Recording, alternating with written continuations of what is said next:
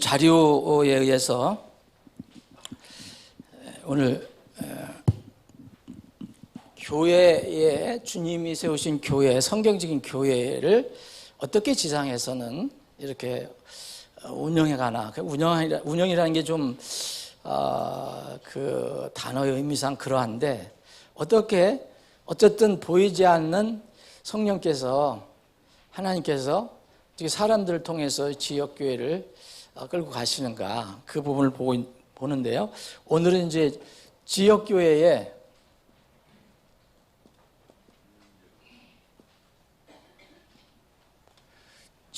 조직 부분을 보겠습니다.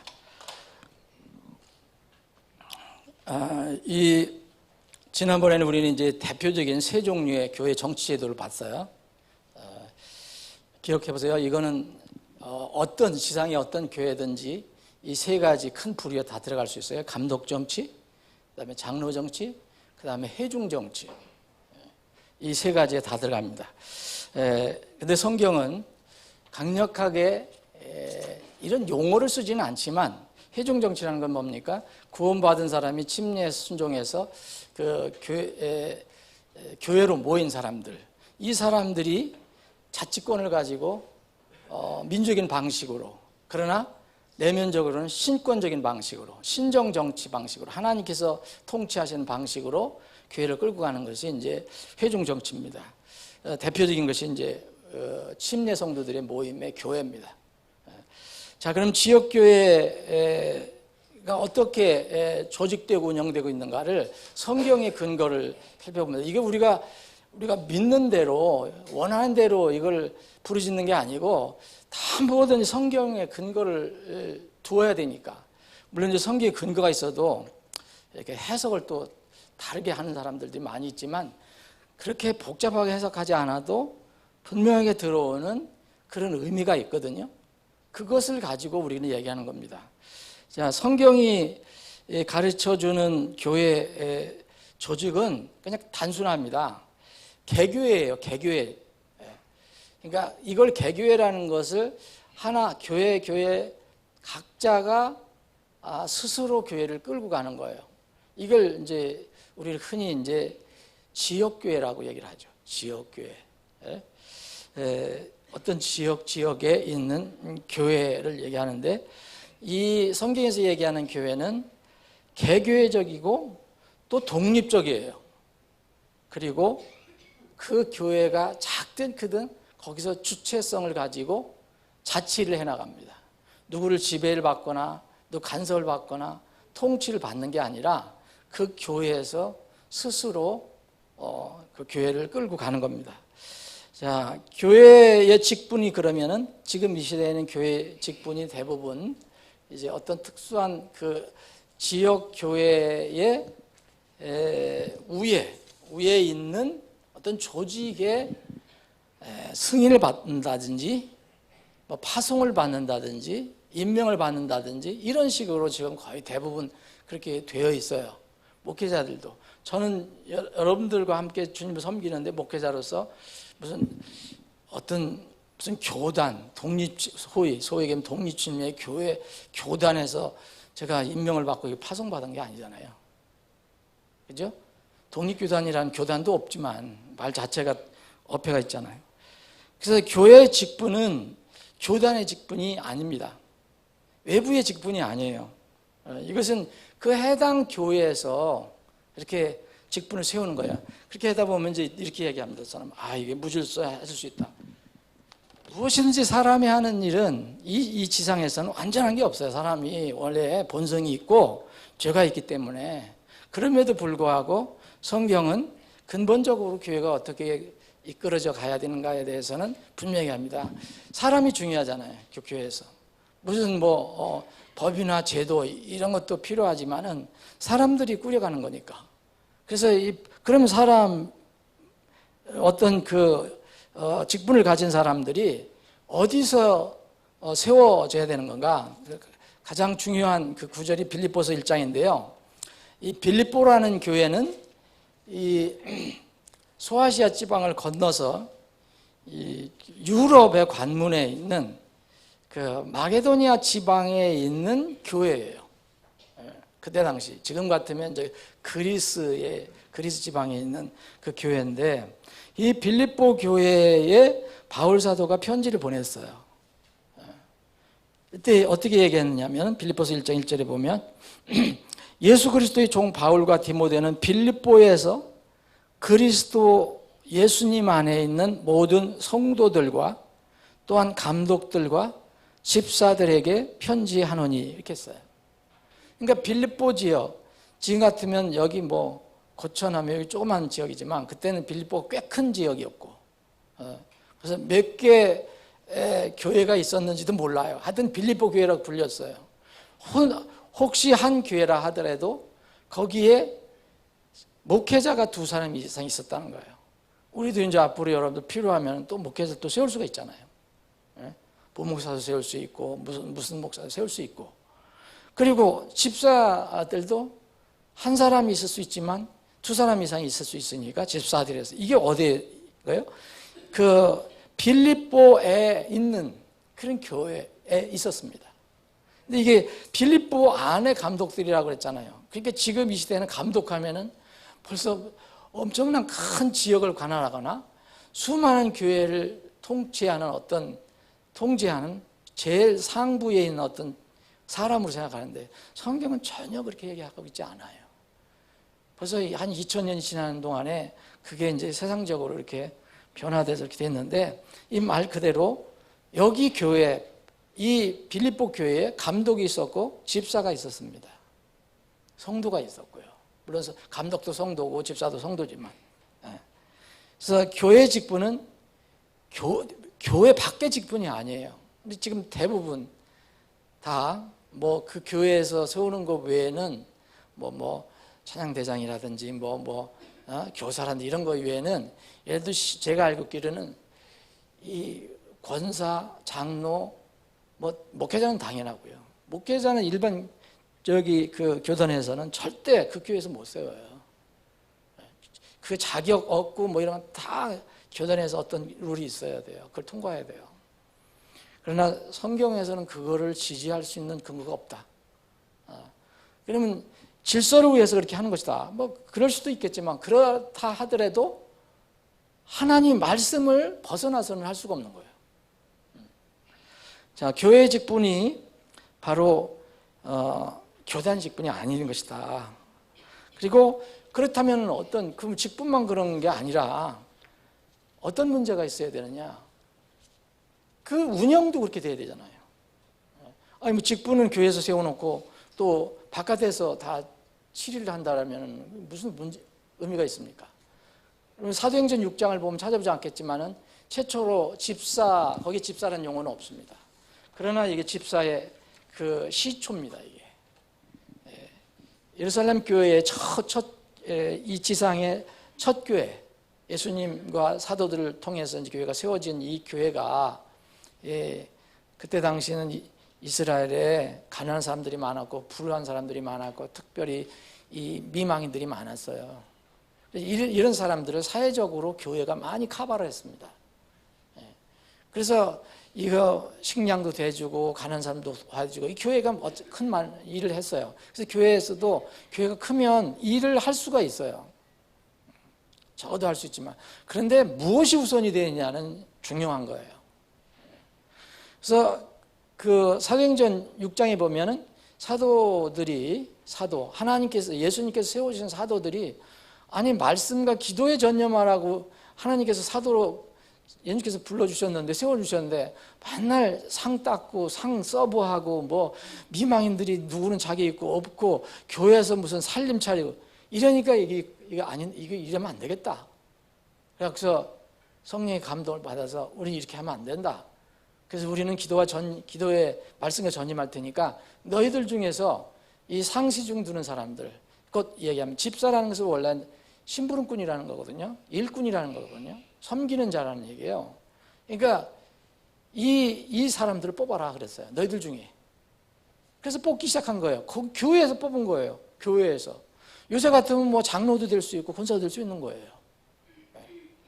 이것이 교회에서 뽑은 거예요. 교회. 다른 데서 무슨 뽑은 거냐 아닙니다. 사도행전 15장을 넘어가면은 교회 회의가 있잖아요. 이게 무슨 위에서부터 딱 결정이 돼 갖고 다 교회까지 우리는 이렇게 믿어야 된다, 우리는 이렇게 해야 된다, 뭐 이렇게 통보한 게 아니라 사도행전 15장에 보면은 교회가 어디가 열렸느냐면 예루살렘 교회에서 열렸어요.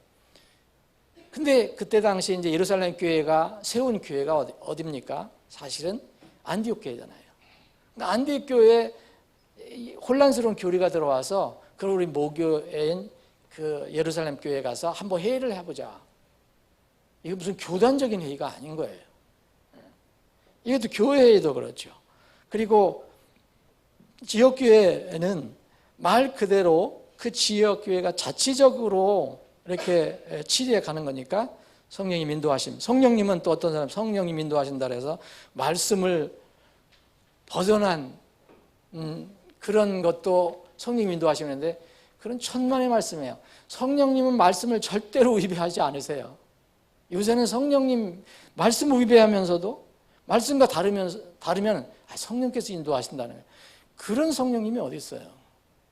하나님이 성령님 하나님, 성령 하나님, 예수 그리스도 아들 하나님, 아버지 하나님이 다 한 하나님, 세 인격을 가지셨지만 그런데 삼위 중에서 성령님 하나님은 아버지 하나님이 말한 거를 어기면서까지도 얘기할 수 있는가요? 말도 안 되는 거예요. 많은 사람들이 착각하고 있는 거예요. 이 성경 말씀에 위배되지 않는 범위 내에서 이렇게 성령께서 역사하시고 오히려 성경 말씀을 하나님께서 하신 말씀, 아버지께서 하신 말씀, 예수님께서 하신 말씀을 깨닫게 하시기 위해 성령께서 역사하신다고 그랬어요. 그래서 이런 것들은 교회에서 스스로 이 치리를 하고 끌어갔던 건데 그러면 각 교회에 그 교회를 끌고 갈 수 있는 사람들이 있어야 되잖아요. 아무나 그냥 와갖고서 그 교회 중요한 걸 결정하고 그러면 안 되잖아요. 그래서 교회는 멤버십이 있는 거예요. 멤버십이라는 것은 이게 천국에 지상에 있는 멤버십이 천국에 있는 멤버십과 동일시되지는 않아요. 왜냐하면 사람들이니까 어떤 사람은 뭐 거듭나지 못한 사람인데도 실제로는 자기가 착각할 수도 있고 아니면 속일 수도 있고 그래서 교회 멤버가 되는 사람이 있어요. 구원받았다라고 침례받고 들어오는 사람이 있어요.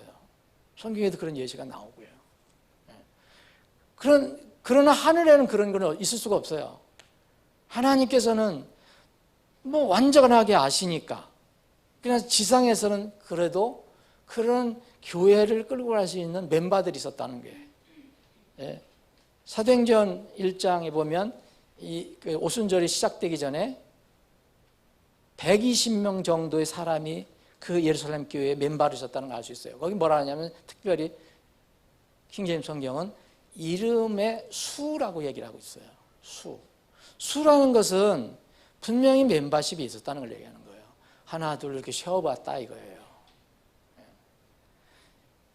그리고 디모데전서 5장에 보면 그 바울 사도가 이 젊은 디모데 에베소 교회를 담임하고 있었던 디모데에게 이렇게 너희는 사역을 해라, 목회를 해라 보낸 서신이잖아요. 그때 당시도 에베소에도 또 이 미망인 문제가 많았어요. 과부 문제. 그래서 그때는 그 교회가 다 혼자 산다고 다 도와줄 수 있느냐? 그러면 안 된다. 교회가 어려워진다. 그래서 60세 이상만 받고 60세 이하는 혼자 잘 이렇게 생활하라고 해라. 그런 말을 해요. 60세 이하의 과부는 너희들이 그 과부의 수로 치지 마라 그랬어요. 그러면 그 교회에 그 60세 이상의 과부 멤버 중에서 과부의 수가 있었다는 걸 얘기해요. 이런 것들은 뭘 의미하느냐? 각 지역교회에 분명한 명부가 있었다는 거예요. 이것은 그림자예요. 하늘의 어린 양의 생명책에 있는 이름이 기록되어 있다고 했잖아요. 지상에도 그런 어떤 그림자예요. 지상인 건 완전하지 않지만. 처음에 가룟 유다가 예루살렘 교회의 그 회원이지라 했잖아요. 그렇죠? 다 다른 그 제자들은 다 몰랐어요. 다 속았어요. 근데 예수님만 아셨어요. 너는 처음부터 마귀다 그랬어요. 사람은 몰라요. 모르지만 하나님 아십니다. 그럼에도 불구하고 지상의 이 교회는 하늘에 있는 어떤 모형적인 그런 모습이 있기 때문에 하늘에 어린 양의 생명책에 기록된 자로 드러난 자들만 들어간다 그랬잖아요. 사실은 구원받고 침례에 순종한 사람들만 교회 들어오잖아요. 구원 안 받은 사람은 교회 못 들어오는 거예요. 주일날 아무리 열심히 와도 구원 안 받았으면 그 교회 멤버가 될 수 없는 거예요. 그리고 고린도전서 5장에 보면은 이제 교회 중에서 안타까운 일이지만은 바울 사도가 세운 교회 중에서 고린도 교회가 제일 속을 썩였어요. 속을 썩였다는 게 뭐냐 하면은 제일 문제를 많이 일으켰어요. 근데 이거는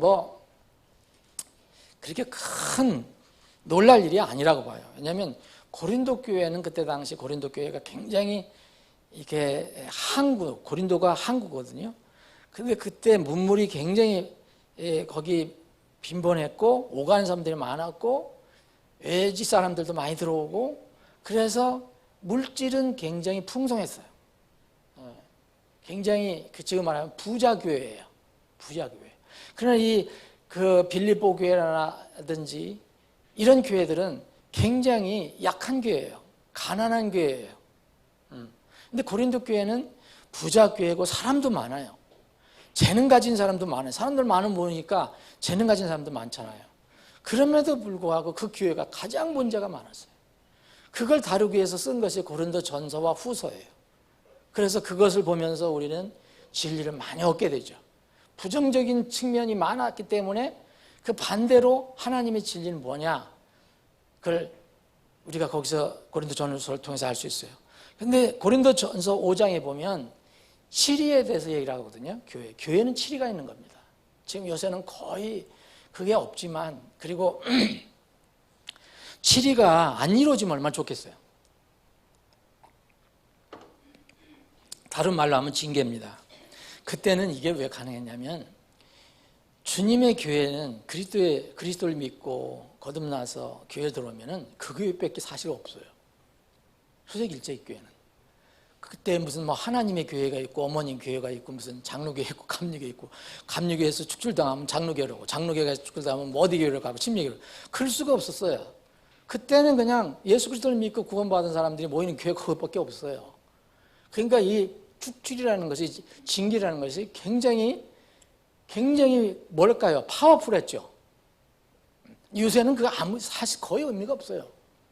그럼 교회에서 징계를 받으면 요새도 징계를, 미국 같은 교회에서 보면은 근본적인 독립침례 같은 데는 징계를 해요. 하면은 정말 신실하게 말씀 안으로 돌아오려는 사람들은 그 어떤 기간을 거쳐서 다시 회복하지만 대부분은 어떻게 하는지 아세요? 교회가 수없이 많은 게 수백 개가 되니까 이 길 건너로 가버리면 돼요. 아무 상관없어요. 그래서 요새는 별 의미가 없어요. 그런데 여전히 이것은 하나님의 말씀입니다. 고린도전서 5장에 보면 고린도 교회에 은혜로 구원받았다고 하면서 아주 생활이 아주 고약한 사람이 있었어요. 형제라 불리는, 본인은 형제라고 교회에서 들어와 있으니까. 그런데 그 생활은 너무 이상한 거예요. 그래서 바울 사도가 어떤 일이 일어났을 때 이 사람을 너희들 가운데서 그냥 놔두지 말고 제명해라, 그런 얘기를 해요. 근데 이걸 누가 합니까? 여러분, 그 중세시대에 이 파면, 제명은, 예를 들어서 중세시대에는 겉으로 드러나는 것은 로마 가톨릭 그 교회밖에 없었으니까 거기에 최종 파면권 행사할 사람은 누구예요? 교황이 교황. 그리고 그 밑에 있는 추기경 이런 사람들이에요. 신부들이 했어요. 그래서 그때 당시는 교황의 이 파면, 제명이 굉장히 무서웠죠. 그건 죽는 것 같았어요. 사회에서 완전히 사회에서 완전히 분리돼야 되니까.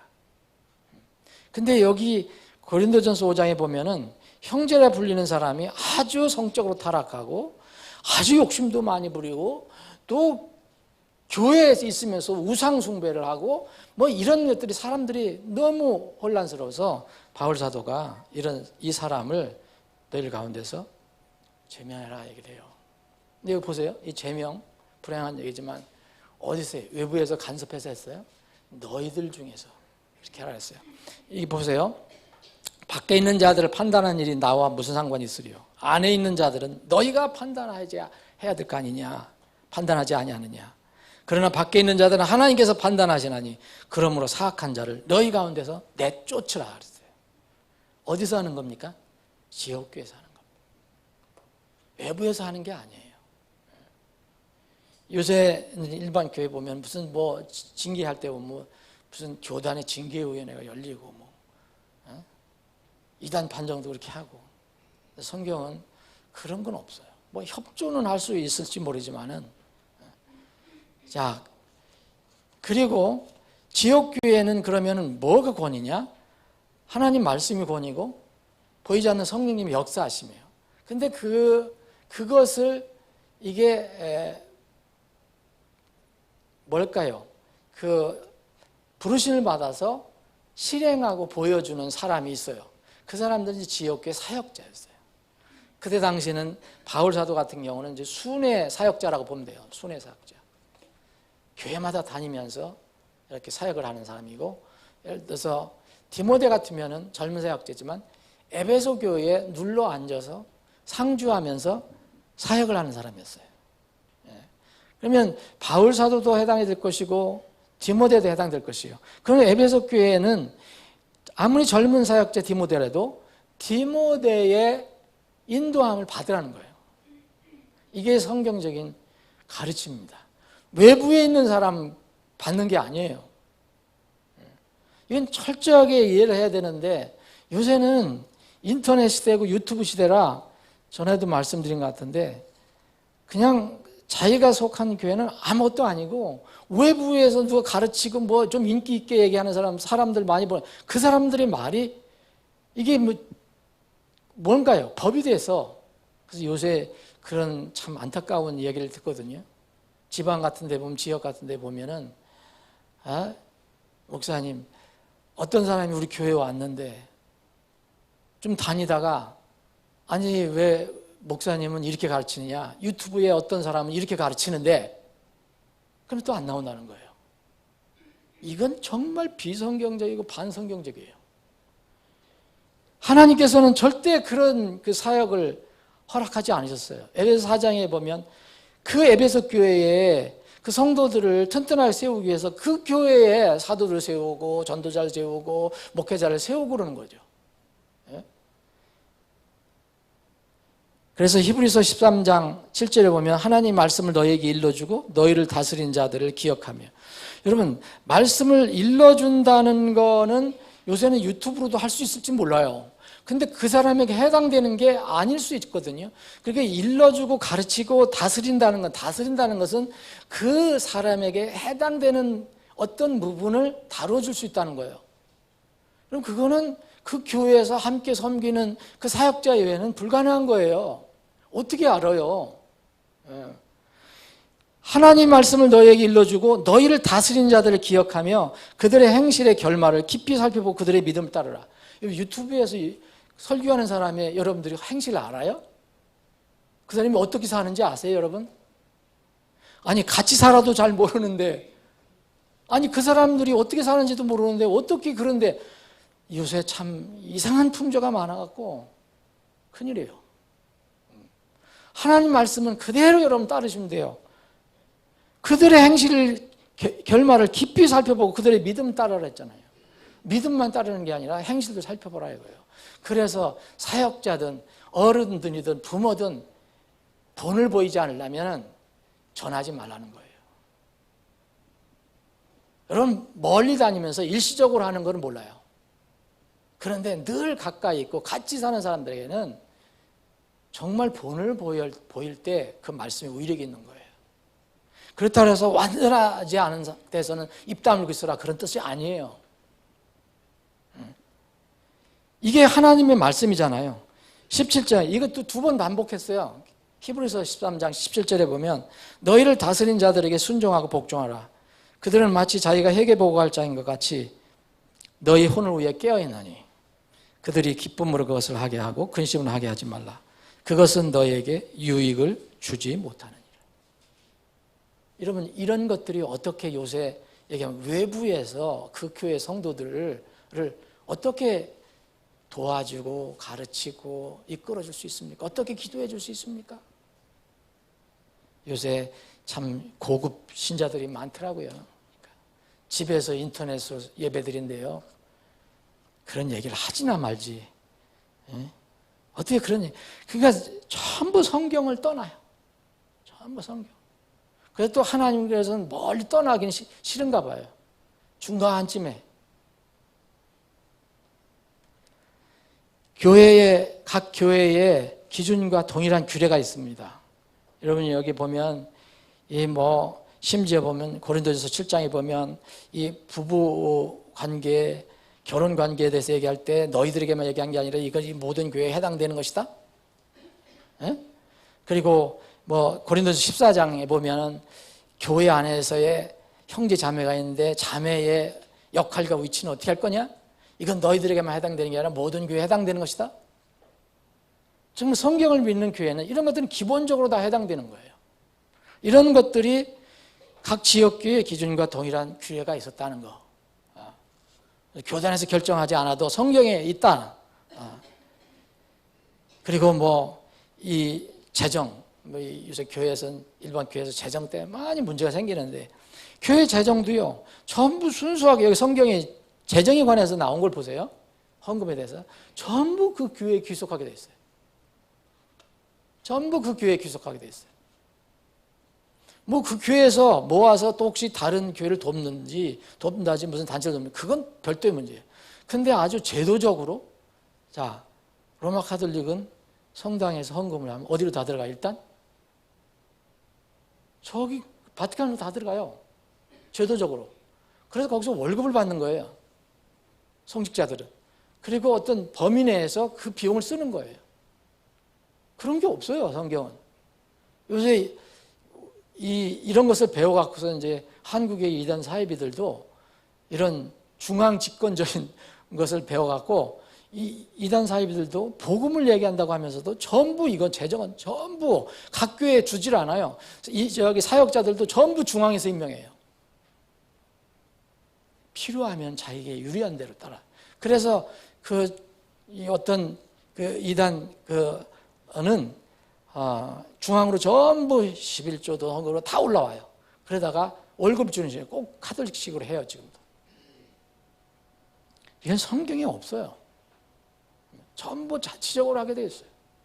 그래서 재정부가 재정부를 이름 쓰든 뭐할 쓰든 간에 그 각 교회의 재정부가 그래서 사람들이 믿을 수 있는 신실한 사람들을 세우라는 얘기가 거기 있는 거예요.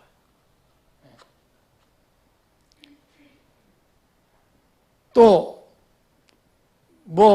바나바와 사울이 최초 선교사였잖아요. 기독교 역사상 최초의 선교사예요. 어디서 파송받았어요? 안디옥 교회에서. 예루살렘 교회에서 예루살렘 교회가 더 큰 교회였고 안디옥 교회는 그 다음에 세워졌으니까 예루살렘 교회가 많이 도와줬으니까 그러니까 너희들 이 길 세워라 이렇게 한 것도 아니고요. 그냥 바울 사도와 바나바를 최초의 선교사로 안디옥 교회 소속 파송 선교사로 그들이 결정해서 보냈어요. 그게 바로 바울 사도의 1, 2, 3, 4차 전도여행의 열매예요. 선교는 다른 교회와 연합할 수도 있지만 철저하게 그 교회에서 결정하는 거예요. 우리 교회가 20여 명 정도의 지금 선교사를 지원하는데 그 선교사는 누가 결정한 게 아니라 여러분들이 결정한 거 아니에요? 여러분들이 그 내용을 잘 몰라서 제가 소개해드리고 이런 사람이 있다, 어떤 사람이 있다 이런 것만 한 거지 제가 이 사람 개인적으로 결정해서 한 거 하나도 없어요. 이게 성경의 가르침이에요. 그러면 다른 교회하고 무슨 관계가 있느냐?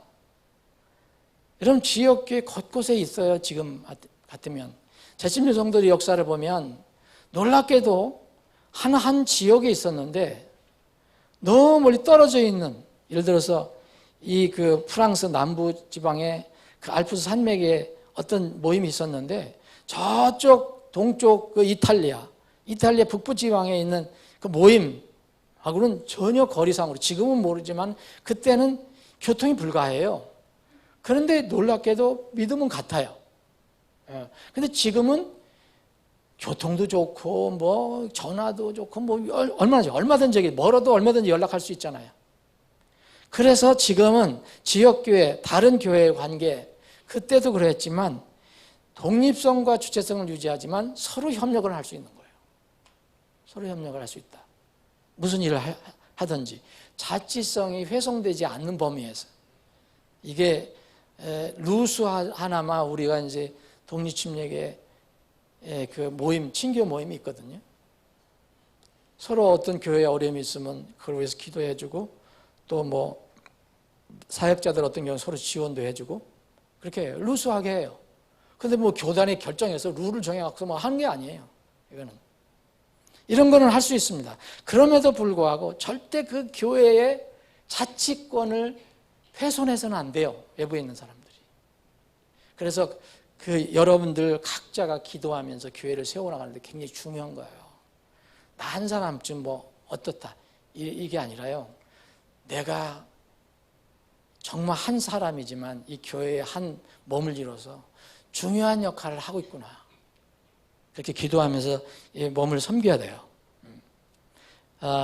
교리를 위한 협동도 있었고, 선교사를 서로 이렇게 파송하는 경우도 있었고, 한 지역교회에서 이렇게 선발하면은 다른 지역교회가 또 인정해 줬어요. 왜냐하면은 이 어떤 재정을 가지고 그 예루살렘까지 내려가려면은 여러 가지 문제가 있었는데 한 교회에서만 할 수가 없고, 그러니까 한 지역교회에서 세운 사람을 다른 교회에 소개하면은 그 지역에서도 인정을 하고 그 사람에게 그 돈을 맡겨서 가져가게 했어요.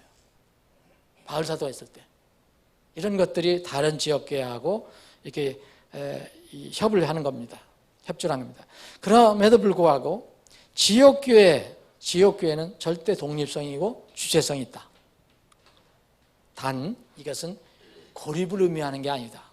독야청청 우리만 유일한 교회다라고 얘기하는 게 아니라 고립주의가 아니고, 또 우리 교회만 잘 되면 된다 이게 안 되고, 다른 교회도 같은 주님의 몸이라면 그 교회도 잘 되도록 기도하는 거예요. 그런데 수요일날 기도하는 게 바로 그거예요. 자, 그 묵상과 교제는 중요한 내용들이 있는데, 그러면 여러분 회중정치, 우리가 지금 채택하고 있는 회중정치에 성경적인 근거가 있거든요. 그런데 예상될 수 있는 문제점이 뭐가 있겠어요? 회중정치의 문제점은 이런 다른 감독정치나 장로정치에서 비판하는 내용이 뭐냐면 무질서해질 수 있다 이 얘기예요. 그래서 그들은 철저하게 제도를 갖춰가서 한다. 그러면 무질서하지 않는다 얘기하는데, 그런 이야기를 우리가 말씀을 붙들고 잘 말씀을 따라서 나가면은 주님께서 원래 세워주신 그 일, 그럼에도 불구하고 질서 있게, 그러면 자치적이고 서로 존중하면서 아름다운 그런 교회를 끌고 갈 수가 있어요. 아버지 하나님, 오늘도 저희들에게 믿음을 주셔서 하나님 집에 모이게 하시고, 말씀을 통해서 주님께서 세우신 그 교회의 그 어떤 성격을 알아볼 수 있게 해주셔서 감사합니다. 주님의 교회의 성격을 우리가 아니까 주님의 몸에 우리가 더해진 우리는 어떻게 주님의 몸을 섬길까 다시 한번 깊이 묵상하는 시간이 되게 해 주시옵소서. 거룩하신 예수님의 이름으로 기도합나이다. 아멘.